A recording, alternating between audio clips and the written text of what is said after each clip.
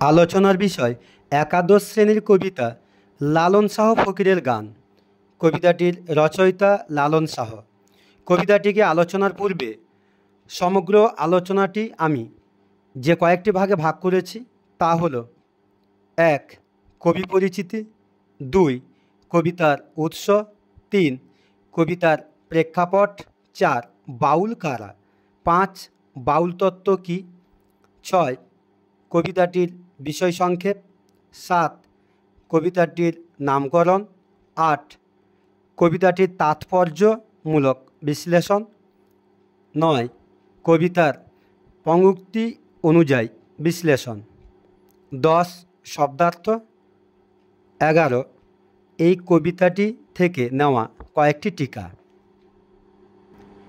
প্রথমেই আলোচনা করব কবি পরিচিতি। জন্ম ও বংশ পরিচয়। বাউল সাধনার অন্যতম শ্রেষ্ঠ সাধক এবং বাউল গানের কালজয়ী স্রষ্টা ছিলেন লালন ফকির। তার জন্মস্থান, জন্মকাল, ধর্মমত এবং জাতি পরিচয় নিয়ে পণ্ডিতদের মধ্যে বিস্তর মতপার্থক্য আছে। প্রচলিত মতানুসারে 1774 সালে পূর্বতন নদিয়া জেলার, বর্তমান বাংলাদেশের কুষ্টিয়া জেলার কামারখালীর কাছে গোরাই নদীর তীরবর্তী একটি গ্রামে এক হিন্দু কায়স্থ পরিবারে লালন জন্মগ্রহণ করেন। তার পিতার নাম ছিল মাধব কর, মায়ের নাম পদ্মাবতী। অপর মতানুযায়ী যশোর জেলার ঝিনাইদহের হরিশপুর গ্রামে তাঁর জন্ম হয়। পাশাপাশি অনেকের ধারণা ছিল যশোর জেলার ফুলবাড়ি গ্রামের মুসলমান পরিবারের সন্তান ছিলেন লালন ফকির। বাল্য ও যৌবনকাল। অত্যন্ত দরিদ্র পরিবারের সন্তান লালন শৈশবেই পিতৃহারা হন। নিদারুণ দারিদ্র্য ও অসহনীয় আর্থিক কষ্টের মধ্যে তাকে বড় হতে হয়। পারিবারিক ভয়ঙ্কর প্রতিকূল পরিস্থিতি ও আর্থিক অস্বাচ্ছন্দ্যের কারণে তিনি প্রাতিষ্ঠানিক শিক্ষা নিতে পারেননি। তিনি ছিলেন নিরক্ষর। অল্প বয়সে বিবাহের পর প্রতিবেশী এবং জাতি কুটুম্বদের সঙ্গে মনোমালিন্য হওয়ায় লালন বিধবা জননী এবং স্ত্রীকে নিয়ে একটি গ্রামের অভ্যন্তরেই দাসপাড়ায় বসবাস করতে থাকেন।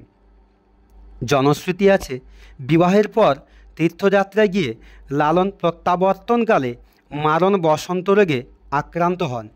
দুরন্ত ব্যাধির প্রকোপে অসাড় লালনকে সহযাত্রীরা মৃত ভেবে শাস্ত্রমতে মুখাগ্নি করে গঙ্গাবক্ষে ভাসিয়ে দেয় এবং ঘরে ফিরে আসে।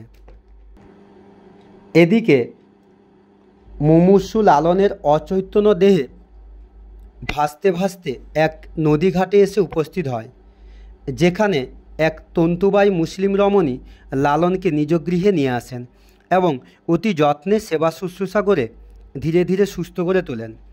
এভাবে মুসলমান দম্পতির আপ্রাণ চেষ্টায় নবজীবন লাভ করেন লালন।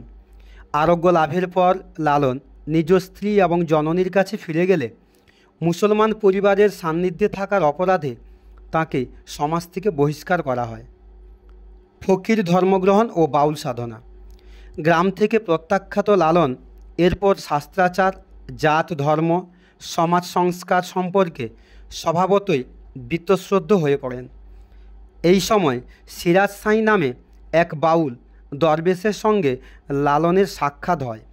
সিরাজ সাঁই এর আদর্শে অনুপ্রাণিত লালন তার সাধনকর্মে দীক্ষিত হয়ে ফিকিরি ধর্মগ্রহণ করেন। এই ঘটনার কয়েক মাস পরে লালন কুষ্টিয়া জেলার নিকটবর্তী ছেউড়িয়া গ্রামে এসে বাউল সাধনার একটি মঞ্চ তৈরি করেন। পরবর্তীকালে তিনি প্রিন্স দ্বারকানাথ ঠাকুরের জমিদারি এলাকার নিষ্কর জঙ্গলের মধ্যকার জমিতে নির্মিত আশ্রমেই আমৃত্যু সাধন ভজনে নিরত থেকেছেন। এরপর আলোচনা করব লালন শাহ ফকিরের রচনা বৈশিষ্ট্য। লালন ছিলেন একজন মরমী স্বভাব কবি। গ্রাম বাংলার মেঠো পথ দিয়ে যেতে যেতে তিনি একতারা হাতে নিয়ে স্বভাবসুলভ ভঙ্গিমায় মুখে মুখে গান বেঁধেছেন। প্রত্যেক ধর্মের প্রতি তিনি ছিলেন অত্যন্ত শ্রদ্ধাশীল। তাই জাতপাত, সম্প্রদায় বিদ্বেষ এবং প্রথা সংস্কারের বিরুদ্ধে তিনি সুস্পষ্ট অবস্থান নিয়েছেন।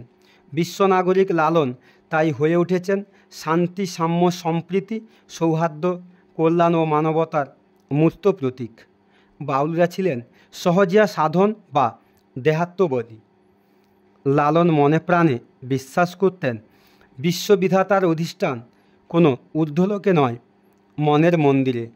পার্থিব টান শূন্য হয়ে অন্তরের আলো দিয়েই তার দর্শন মেলে, জীবাত্মা মিলিত হয় পরমাত্মায়।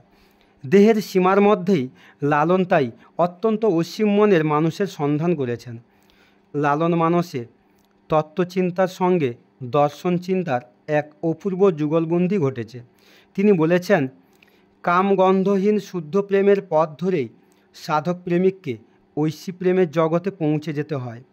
লালন এই গূঢ় তত্ত্বকথাকে সহজ সরল ভঙ্গিতে গানের মধ্য দিয়ে ছড়িয়ে দিয়েছিলেন।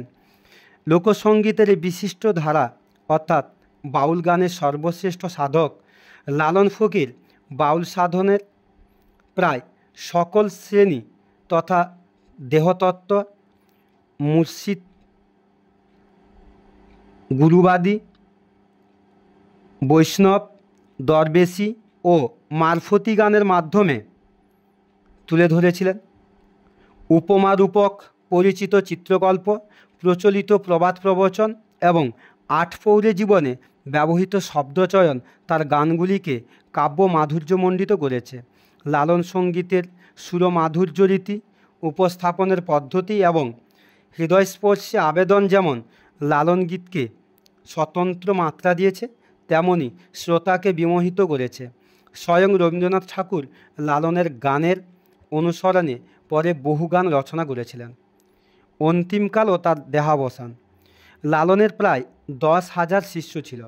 বৃদ্ধ বয়সেও অশ্বারোহণে দক্ষ লালন অশ্ব চড়ে শিষ্যদের বাড়ি যেতেন।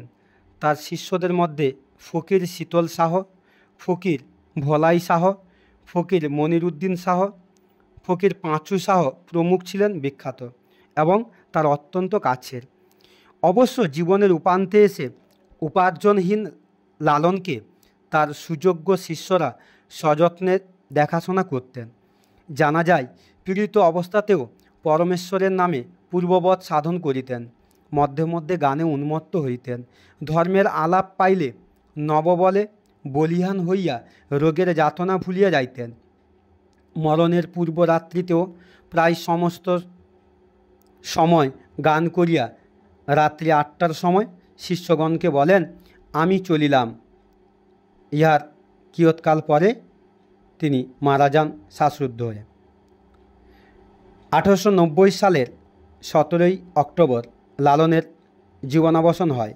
মৃত্যুর পর সাধকের উপদেশ অনুসারে কোনো বিশেষ সম্প্রদায়ের নিয়ম মেনে অন্ত্যেষ্টিক্রিয়া সম্পন্ন করা হয়নি, কেবল হরিনাম কীর্তন হইয়াছিল, আর এর মধ্য দিয়েই তার সমাধি হয়েছে।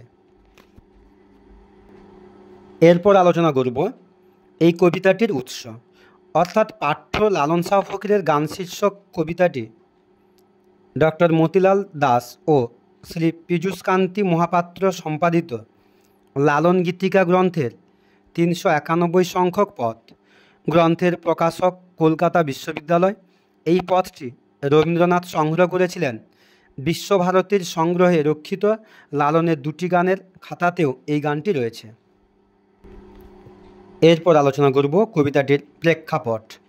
বৈষ্ণব কবি চণ্ডীদাস বলেছিলেন, সবার উপরে মানুষ সত্য, অথচ মানুষ হয়ে জন্মগ্রহণ করলেই মানুষ হওয়া যায় না। বাংলার বাউল সাধকদের বিশ্বাস মানব সেবাই মানুষ হয়ে ওঠার শ্রেষ্ঠ পথ। লালন সাঁই ছিলেন মানবতাবাদের মূর্ত প্রতীক।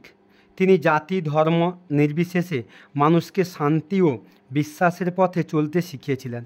ধর্মীয় জাতিগত কারণে বাংলার জনসমাজে তখন ছিল বিভাজিত। সমাজের কদর্য বিভাজন দেখে লালনের অন্তরাত্মা কেঁদে ওঠে। তিনি ভাবতে থাকেন মানুষের জন্য সমাজ, অথচ সাধারণ মানুষ সেখানে গুরুত্বহীন, ঘৃণার পাত্র। জাতি ধর্মে জাঁতা গলে পিষে যাচ্ছে মানুষ। ভগবান আর আল্লাহকে খোঁজা হচ্ছে আচার সর্বস্বতার নিরিখে।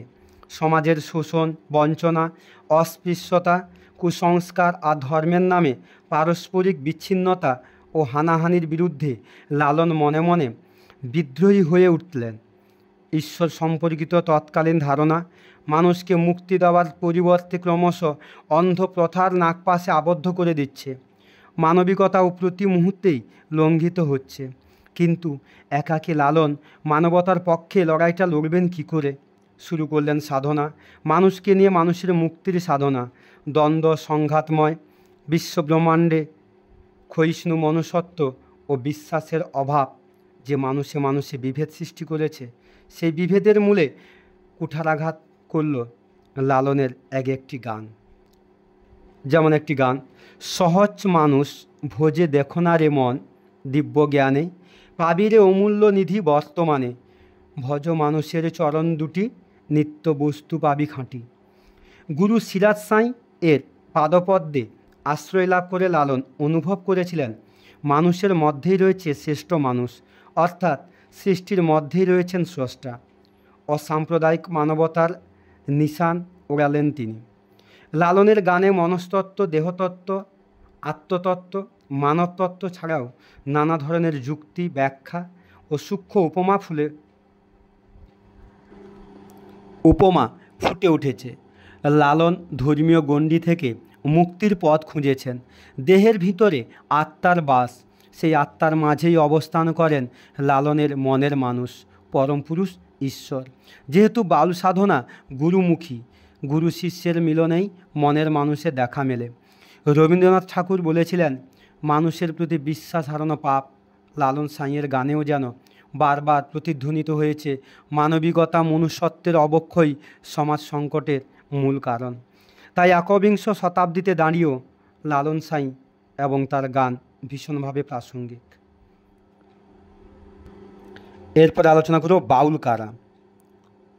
অর্থাৎ ওরা দেবতাকে খুঁজে বেড়ায় তার আপন স্থানে, সকল বেড়ার বাইরে, সহজ ভক্তির আলোকে। এটি বলেছেন রবীন্দ্রনাথ ঠাকুর।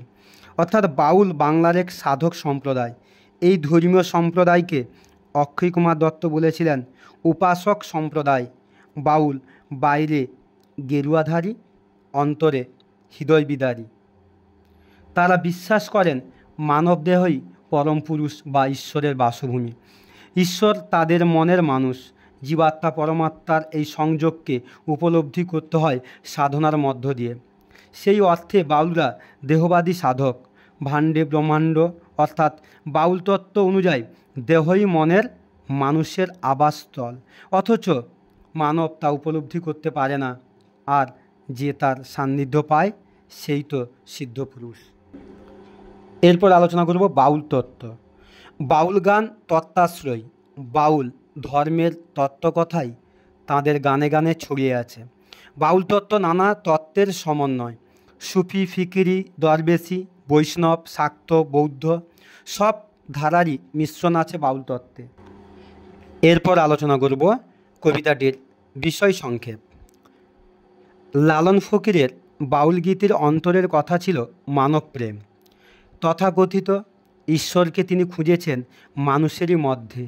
তার ঈশ্বর সাধনার মূলে ছিল মানব সেবা। তাই সোনার মানুষ বা মানবশ্রেষ্ঠ হওয়ার একমাত্র পথ হলো মানুষরূপী ঈশ্বরকে সন্ধান করা। এ কথা তার গানগুলিতে ফিরে ফিরে এসেছে। দেহবাদের উপর প্রতিষ্ঠিত গুরুমুখী বাউল সাধনার বাস্তবিক আধার হলো মানুষ। লালন ফকির বিশ্বাস করতেন মানুষের গড, খোদা, আল্লাহ, ভগবান সকলেই নিরাকার অবস্থায় আমাদের আপন ঘরে অর্থাৎ আত্মায় মিশে রয়েছেন। তাকে অন্যত্র খুঁজতে যাওয়া বৃথা। মানবপ্রেমের জাগরণে জন্মায় মনুষ্যত্ববোধ। তখন হয়ে ওঠা যায় সোনার মানুষ বা আলোকিত মানুষ। তাই মানুষই উপাস্য হওয়া উচিত। মানুষের সঙ্গ ছাড়া সাধনা সম্পূর্ণ হয় না। সমাজও মূল্যবোধ হারায়, আর তার ফলে সমাজে মানবতাবোধের অবক্ষয় ঘটে। সমাজ হয়ে পড়ে ক্ষয়িষ্ণু। মনুষ্যত্ব হারালে মানুষকে মনুষ্যতর হয়ে কাল কাটাতে হয়, যা কখনো কোনো মানুষের কাম্য নয়। বাউল সাধকের সাধনার বীজ মন্ত্র হলো যা আছে বিশ্বব্রহ্মাণ্ডে তা আছে আমাদের এই দেহভাণ্ডে। অর্থাৎ এই দেহভাণ্ডের মধ্যেই আছে তাদের পরম পুরুষের অবস্থান। বাউল বলছে মানবদেহে রয়েছে 7টি চক্র, সেই 7টি চক্রের অন্যতম আজ্ঞাচক্রটি রয়েছে মানুষের 2টি ভ্রুয়ের মাঝে। এই দুই দল বিশিষ্ট এই আজ্ঞাচক্রেই আমাদের জ্ঞানচক্ষু উন্মিলিত হয়। এই আজ্ঞাচক্রেই জীবাত্মা ও পরমাত্মার মিলন ঘটে। গুরুবাদী ও বাউল সাধনার গুরু নির্দেশেই আজ্ঞাচক্রে মনের মানুষের উজ্জ্বল উপস্থিতি অনুভব করে। তত্ত্বসন্ধানী মরমী কবি বাউল সাধক লালন সাঁইয়ের আজীবনের স্বপ্ন ছিল মানুষের পৃথিবী হবে মানব ধর্মের চারণক্ষেত্র। তাই মানুষের মধ্যে তিনি সন্ধান করেছেন অরূপ রতন। আত্মানাং বৃদ্ধি, আপন ঘরের আয়নাতেই মুখ দেখা যায় আশ্রীনগরের পড়শিদের। তাই সাধক বলছেন মানুষে মানুষ গাঁথা। এখানে এক মানুষ বদ্ধজীব, অন্যজন পরমাত্মা।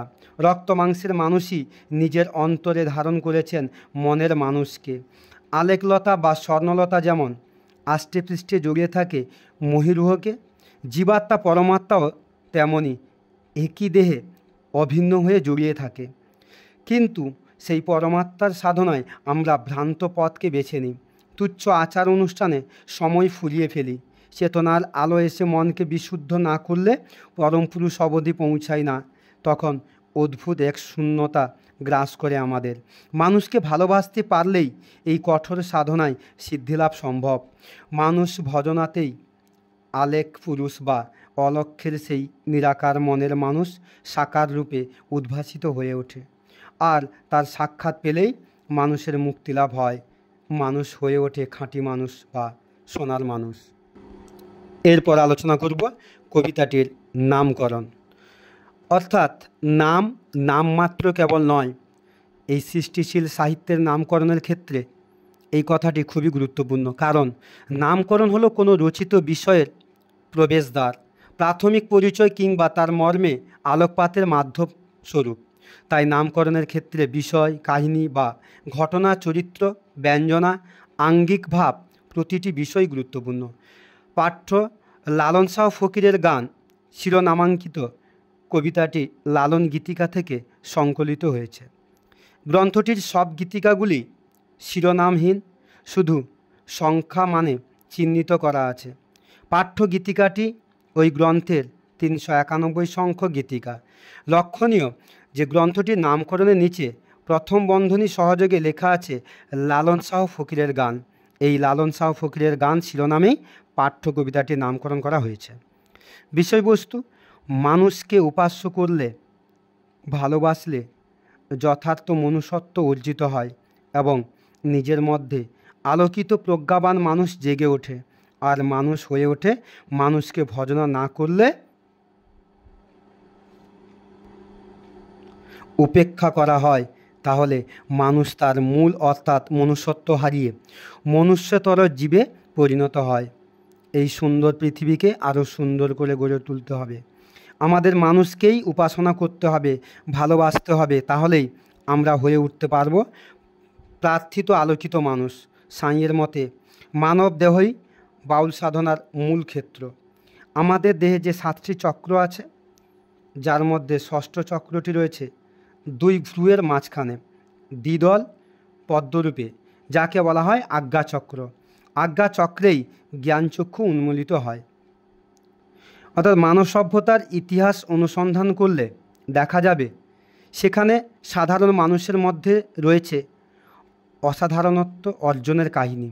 কত ত্যাগ, প্রেম আর কঠোর সাধনার বিনিময়ে অর্জিত হয়েছে সেই সব আলোকিত আখ্যান, যা মানুষকে জগৎ সংসারে উজ্জ্বল করে তুলেছে। আলোকলতা যেমন বৃক্ষশীর্ণকে জড়িয়ে থাকে, ঠিক তেমনি মানুষের অন্তরেই অভিন্ন সত্তারূপে থাকেন পরমাত্মা। তার সান্নিধ্য লাভেই সাধারণ মানুষ সোনার মানুষ তথা মানব শ্রেষ্ঠ হয়ে ওঠে।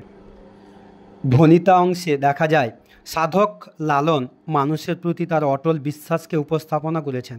সকল ইন্দ্রিয়ের সেরা মন, মানুষকে ছাড়লে এই মন বাঁধা পড়ে যায়, সব বাঁধন ছিন্ন হয়ে যায়, শুরু হয় পরাজয়ের পালা। তখন মনুষ্য জীবনে নেমে আসে চরম হাহাকার। পাশাপাশি যদি মানুষকে ভজনা করা হয়, তাহলে মনুষ্যত্ব অর্জনের মাধ্যমে আমরা পরিত্রাণ পাব ক্ষুদ্রতা থেকে, বন্দি জীবন থেকে ও জাগতিক পিছুটান থেকে আমরা হয়ে উঠব সোনার মানুষ বা খাঁটি মানুষ। নামকরণের কতটা সার্থকতা, না পাঠ্য গীতিকাটি কবি লালন শাহ ফকিরের ভাবাদর্শকে আলোকিত করেছে, প্রতীয়মান করে তুলেছে তার দর্শনকে, এবং গীতিকাটির বিষয়বস্তু উপস্থাপনে সাংগীতিক মাধুর্য এমন উচ্চতা পেয়েছে যে এতে লালনের অন্তরাত্মাকে আবিষ্কার করা যায়। তাই নিঃসন্দেহে বলা যায় নামকরণ যথার্থ এবং সার্থক হয়েছে এই কবিতাটির, লালন শাহ ফকিরের গান। এরপর আলোচনা করব তাৎপর্যমূলক বিশ্লেষণ। অর্থাৎ সুফি ভাবনা হলো ধর্মভাবনার মানবায়ন বা মানবপ্রীতির ধর্মপ্রক্ষেপ। দেবতারে প্রিয় করি, প্রিয়েরে দেবতা। হ্যাঁ, সুফি ভাবনাতেও আরাধ্য যিনি, তিনি প্রেমিক, এবং যিনি ভক্ত, তিনি প্রেমিকারূপে কল্পিত। আরাধ্যাকে আবার কখনো নারীরূপেও আরাধনা করা হয়। বাউল ধর্মের সঙ্গে এর সাদৃশ্য হলো পরমারাধ্যের সান্নিধ্য লাভ, পরমারাধ্যকে অন্তরতম করে দেখা, এবং অবশ্যই মানবাত্মায় পরমাত্মার অন্বেষণ খোঁজা। উভয় ধর্মের মানবতাবাদের প্রতি একান্ত টান থেকেই দুইকে এক করে দেখার চেষ্টা করা হয়। সুফি ভাবনা লালন সাঁইকে প্রভাবিত করেছে, তাই আলোচ্য গানেও ঈশ্বর চিন্তার আড়ালে বারবার ফকির ও মানুষ ভজনাকেই গুরুত্ব দেওয়া হয়েছে। এরপর আলোচনা করব কবিতাটির পঙ্ক্তি অনুযায়ী বিশ্লেষণ। মানুষ ভজলে সোনার মানুষ হবি। এর আক্ষরিক অর্থ হচ্ছে মানুষ ভজনা করলে সোনার মানুষ হওয়া যায়। এর অন্তর্নিহিত অর্থ হচ্ছে কি, যে মন থেকে মানুষের মধ্যেই শক্তি এবং ভক্তি উভয় থাকে। ঈশ্বরের অবস্থানও মানুষের মাঝেই, তাই মানুষের বাইরে অন্যত্র ঈশ্বরের অনুসন্ধান এটা বাতুলতা মাত্র। মানবদেহেই মনের মানুষের বিকাশের সর্বোত্তম স্তর। বাউল ধর্মের প্রধান বীজ মন্ত্রই হলো মানুষকে খুঁজে বের করা, আর খুঁজে পেলেই সিদ্ধি সাধন বা সোনার মানুষ হওয়া যায়। মনের মানুষ নিরাকার অবস্থায় আমাদের আপন ঘরে অর্থাৎ আত্মায় মিশে রয়েছেন। বাউল সাধক বিশ্বাস করেন নিজেকে জানলেই পরমকে জানা যায়, তাই তো লালন সাঁই মজেছেন তারই প্রেমে, তারই সন্ধানে। পরের লাইন, মানুষ ছেড়ে খেপারে তুই মূল হারাবি। মানুষকে ছেড়ে দিলে বা উপেক্ষা করলে, অর্থাৎ মানুষের সঙ্গচ্যুত হলে সে তার মূল অর্থাৎ মনুষ্যত্ব হারিয়ে মনুষ্যতর হয়ে পড়বে। এর অন্তর্নিহিত অর্থ হচ্ছে কি, না লালন চিরকাল তার মনের মানুষের সন্ধান করেছেন নিরাকার রূপে, নরনারায়ণের আত্মায়। সাঁইয়ের মতে মানুষের সঙ্গ ছেড়ে বিভাগী হয়ে তীর্থে তীর্থে ঘুরে বেড়ালেই সাধনা সিদ্ধ হয় না, ভালোবাসার নীড় রচিত হয় না, বরং মনুষ্য সঙ্গভ্রষ্ট মানুষের মূল ছিন্ন হয়ে পড়ে, অর্থাৎ মনুষ্যত্বের বিলুপ্তি ঘটে। মানুষের উপাসনায় মনুষ্যত্ব অর্জিত হয় এবং মানুষ সোনার মানুষ অর্থাৎ খাঁটি মানুষ হয়ে ওঠে। পরের লাইন, দ্বিদলের মৃণালে সোনার মানুষ উজ্জ্বলে। আক্ষরিক অর্থ হচ্ছে দ্বিদলের মৃণালে অর্থাৎ মৃণাল দ্বারা যুক্ত দুই দলে সোনার মানুষ উজ্জ্বল হয়ে ওঠে। এর অন্তর্নিহিত অর্থ হচ্ছে যা আছে বিশ্বব্রহ্মাণ্ডে তা আছে এই দেহভাণ্ডে। বাউল সাধকদের সাধনা দেহতাত্ত্বিক সাধনা, সেই সাধনার ক্ষেত্র হচ্ছে মানব দেহ।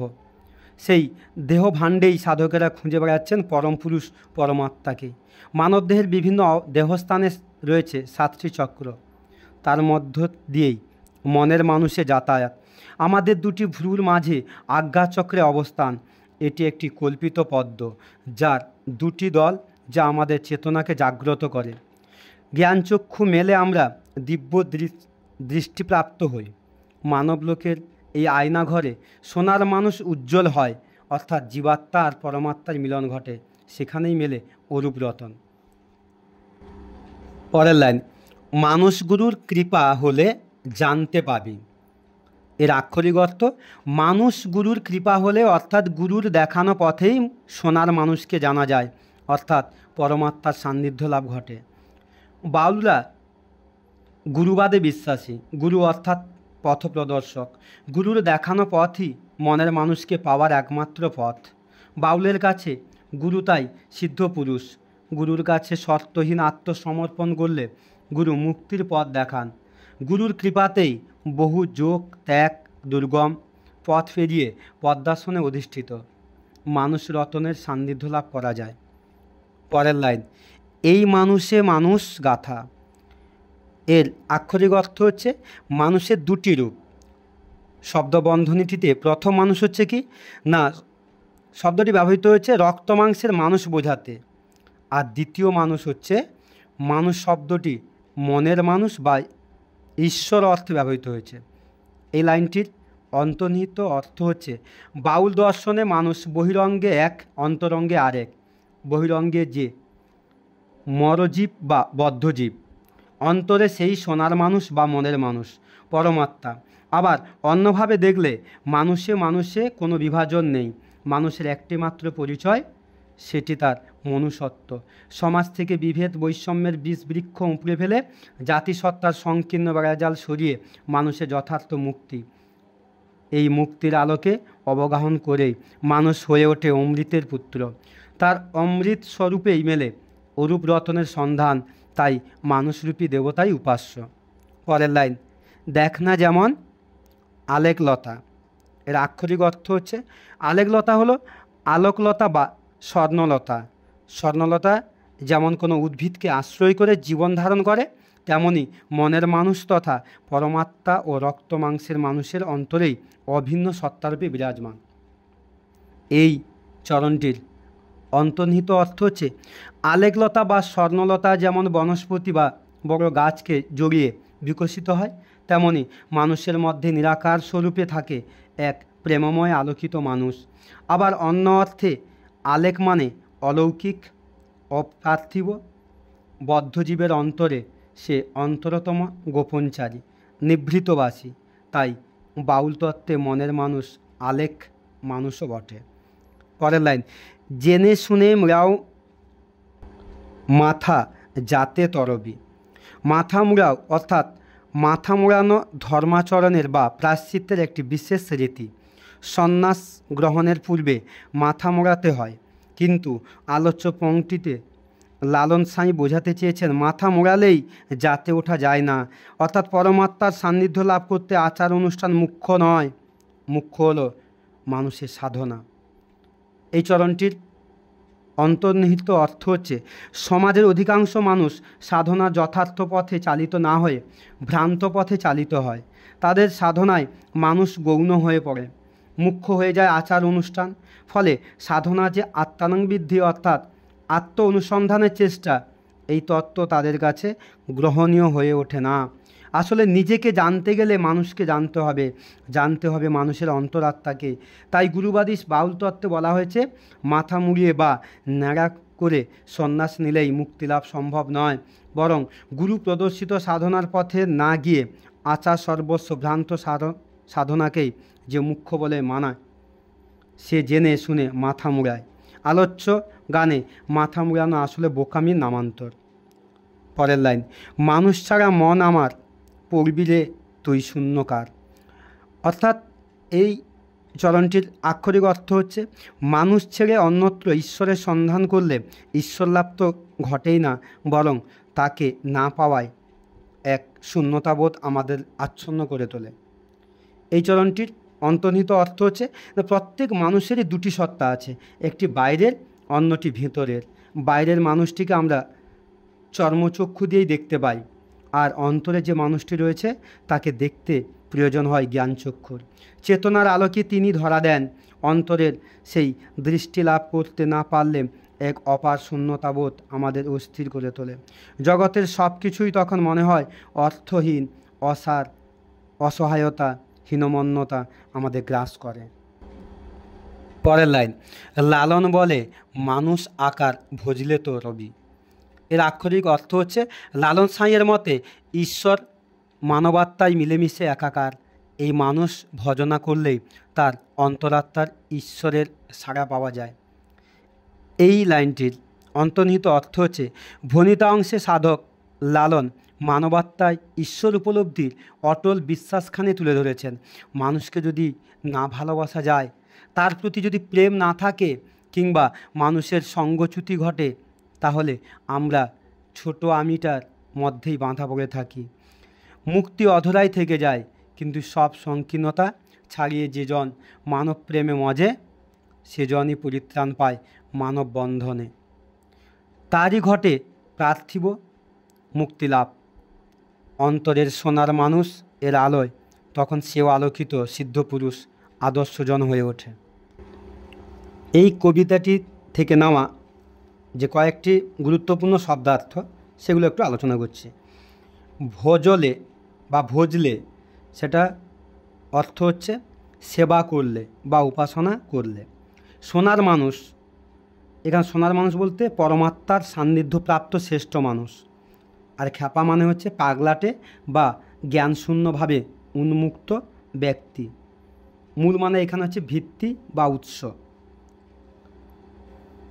দ্বিদল মানে হচ্ছে দুই দল বিশিষ্ট। পাঠ্য অনুসারে দুই দল বিশিষ্ট আজ্ঞা চক্র। চক্রে বিভাজিত মানবদেহের ভ্রুযুগলের মাঝে দুই দল বিশিষ্ট কল্পিত পদ্মে তথা আজ্ঞা চক্রে পরমাত্মার আবির্ভাব ঘটে। মৃণাল পদ্মের নাল বা ডাঁটা। সোনার মানুষ পাঠ্যের দ্বিতীয় এই সোনার মানুষ পরমাত্মা ঈশ্বর, বাউলের মনের মানুষ। উজ্জ্বলে মানে হচ্ছে চকচক করে বা ঝলমল করে, দীপ্তি দান করে। মানুষগুরু এখানে যে অর্থে আছে মহান আচার্য বা সিদ্ধপুরুষ, অর্থাৎ যিনি ধর্মে কর্মে পথ দেখান, পথপ্রদর্শক। এরপর হচ্ছে গাথা, অর্থাৎ কাহিনীমূলক কবিতা বা শ্লোক বা গীতি কবিতা বিশেষ। আলেগলতা, এটি হচ্ছে স্বর্ণলতা বা হেমলতা বা পরজীবী উদ্ভিদ। পাঠানুসারে অন্তর্নিহিত অর্থ হচ্ছে অলোক নিরঞ্জন, নামরূপহীন নিরাকার ঈশ্বর। তরবি অর্থাৎ উত্তরিত হবি বা উঠবি। শূন্যকার মানে হচ্ছে ফাঁকা, খালি, আকাশ, উদাসীন ইত্যাদি। মানুষ আকার মানে হচ্ছে মানুষের আকৃতি ও মানুষের চেহারা। কবিতাটির মোটামুটি বিষয় সংক্ষেপ, নামকরণ, তাৎপর্য সবই আলোচনা করলাম। শেষ আলোচনা যেটি শুনলেই কবিতাটি সম্পর্কে আরও স্বচ্ছ জ্ঞান তৈরি হবে, সেগুলো হচ্ছে এখান থেকে যে সমস্ত টিকাগুলো রয়েছে সেই টিকাগুলো একটু আলোচনা করছি। মানুষ ভজলে মানে হচ্ছে বাউল দর্শনে মানুষ শব্দের অন্তর্নিহিত অর্থ হচ্ছে পরমাত্মা। তাই মানবতাবাদী লালন সাঁইয়ের কাছে জাতি ধর্ম বর্ণের ঊর্ধ্বে কেবল মানুষের ভজনা করলেই যে সেই পরম পুরুষের সন্ধান মেলে, মানবদেহেই সোনার মানুষের বাস। তাই মানুষ ভজলেই মুক্তি বা মোক্ষলাভ সম্ভব। এবার আলোচনা করি সোনার মানুষ। বাউলের ঈশ্বর মন্দির, মসজিদ বা গির্জায় অধিষ্ঠান করেন না, তিনি থাকেন জীবদেহের অন্তরে। মানুষ ভজনা করলেই সেই পরমাত্মার খোঁজ মেলে। এই সাধন ভজনের মার্গে বা পথে পৌঁছে খাঁটি মনুষ্যত্বের পরিচয় দিতে পারলেই সোনার মানুষ হওয়া সম্ভব। তারপর হচ্ছে দ্বিদলের মৃণালে। বাউল সাধনা দেহবাদী সাধনা। মানবদেহের নিম্নভাগ থেকে ঊর্ধ্বভাগে মোট 7টি চক্রের অবস্থান। বাউল সাধক তার সাধনা বলে মনকে সেই নিম্ন চক্র থেকে ঊর্ধ্ব চক্রে নিয়ে যাওয়ার সাধনা করেন। মানবদেহের ঊর্ধ্বদিকে দুই ভ্রুর মাঝে নাকের ঊর্ধ্বে অবস্থিত আজ্ঞাচক্রই বাউল মতে দ্বিদল মৃণাল। সুফি ভাষায় একেই বলা হয় জীবাত্মা ও পরমাত্মা। পরের টিকা, মানুষে মানুষে গাঁথা। মানবদেহই পরমাত্মার আবাসস্থল, তার অনুসন্ধান এবং প্রাপ্তিতেই মানুষের মোক্ষলাভ সম্ভব। তাই লালন বলেছেন মনুষ্যত্বের ভজনা করতে, বাউলের এই সাধন তত্ত্ব বোঝাতেই মানুষে মানুষে গাঁথা কথাটি বলা হয়েছে। তারপরে জাতে তরবি। জাতে তরবি মানে হচ্ছে বলতে বোঝানো হয়েছে লালন সাই জাতে ওঠার কথা বলা হয়েছে। জাত অন্তরাত্মার বিরাজিত মনের মানুষকে জানার মধ্য দিয়ে যে মহিমান্বিত আধ্যাত্মিক স্তরে পৌঁছানো যায় তাকেই জাতে ওঠা বলেছেন। এরপরের টিকা, মানুষ আকার। বাউল সাধনা ভাণ্ডে ব্রহ্মাণ্ড তত্ত্বে বিশ্বাসী। মানবদেহেই পরমাত্মা বা মনের মানুষের বাস। বাউলের সাধনা দেহ সাধনের চূড়ান্ত অবস্থায় পরমাত্মার সান্নিধ্য লাভ ঘটে। এ কথা বোঝাতেই মানুষ আকার ভজার কথা বলা হয়েছে। লালন বাংলার শ্রেষ্ঠ বাউল সাধক ও বাউল গান রচয়িতা হলেন লালন শাহ। তাঁর রচিত গানগুলি বাংলা লোকগীতির অমূল্য সম্পদ। তিনি কেবল সাধক নন, কুসংস্কারাচ্ছন্ন এবং জাতি ধর্ম বর্ণের বৈষম্যে ভরা সমাজের সংস্কার সাধনে গানের মধ্য দিয়ে মানবপ্রেমের বাণী প্রচার করেছেন। তিনি কেবল তার শিষ্যদেরই নয়, আপামর বাঙালিকে মানুষের মধ্যে ঈশ্বরের সন্ধান করতে শিখিয়ে গিয়েছেন।